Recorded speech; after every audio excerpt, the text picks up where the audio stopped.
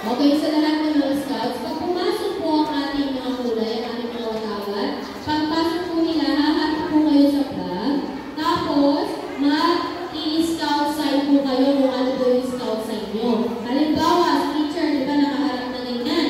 Pag pumasok ang kulay, haharap kayo, gaganon kayo kung kayo ay girl or boy. At finger, gano'n. Naiintindihan po ba? Okay, practice tayo ulit ng isa pa ha. Okay, alert kayo ha, pagpasok ang kulay ha.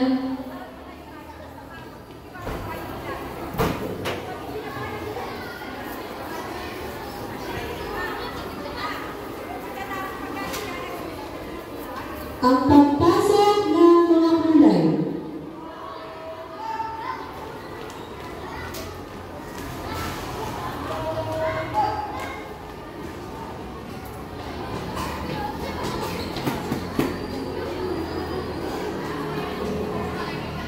Yung mga twinkler po, tarap tayo dito.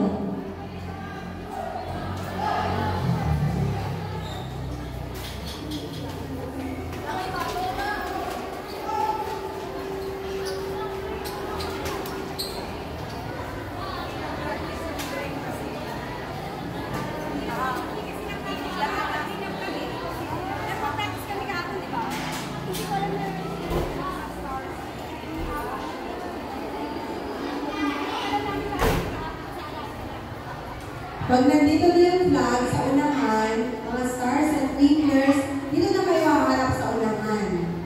Pag nakapasok na, pag nandito na yung flag sa unahan, harap na kayo sa unahan.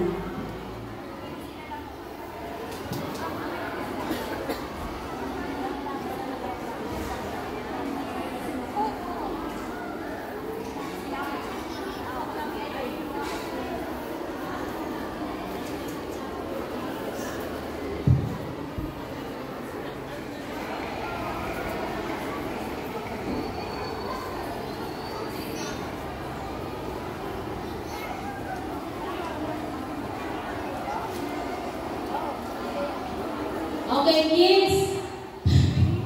Pagpasok ng kulay, di magiging kayo, haharap kayo, magsasign kayo. Doon. Diba pagpasok? Ngayon susundan niyo yung flag. Kung nasa na yung flag, nasa harapan na, haharap na rin po kayo dito sa stage. Malinaw ba? Kasi abay, kasi nakasalun ka kayo ng pagdaan ng flag. Naintindihan? Hindi na sila makaano, hindi na sila maka-uso. Pagdaan sa flag na. Ulit-ulit sila. Pagpasok, haharap sa flag. Pag nakapasok na yung flag dito sa harapan, nakaharap na rin kayo sa harapan. Sa kanila. Sasalun na tayo habang dumaraan yung flag. Yung marching kasi nila, para silang naglalakad lang. O, isang practice pa ulit ha. O, sundin yung instruction teacher ha. Yung mga boys na practice na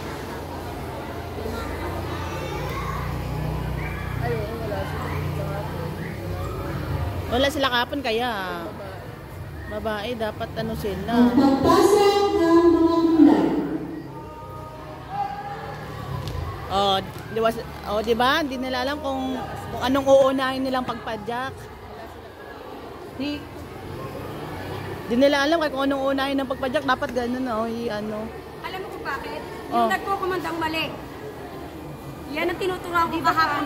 Oo, kumandang execute. Pag nag-marching, ma'am, kaliwa ang inaangat. Ito, di ba? Pag nagkukumand, right. Ganon, di ba? Pag sinabing patakda, kaliwa ang nakaangat. Ayaw nga, kaliwa, kanan. Kaliwa, ma'am, kaliwa. Tapos, pag nag-command ka, dito sa right. Bakit? Pasulong. Kad, 1, 2. Tsaka ulit malay lalakad. ko. Uy, ang ingay mo. Ayaw ka. Yun. Yun yung inaano sa kanya. Sabi ko lagi niya laging may execution of 1, 2. Kahapon lang naman nagpractice ng matino yung mga yan. Tsaka dapat kasi pag nagpractice Next year, practice mo na sila. grade 5 kailangan ko ng grade 5 at saka grade 4. Dito masyado ka. Para pag isinalin, marunong sila. Dapat talaga, kasi sabi ko, grade 6 na yan lahat eh. Next year wala na yan. Kaya kailangan merong grade 5. Tsaka grade 4.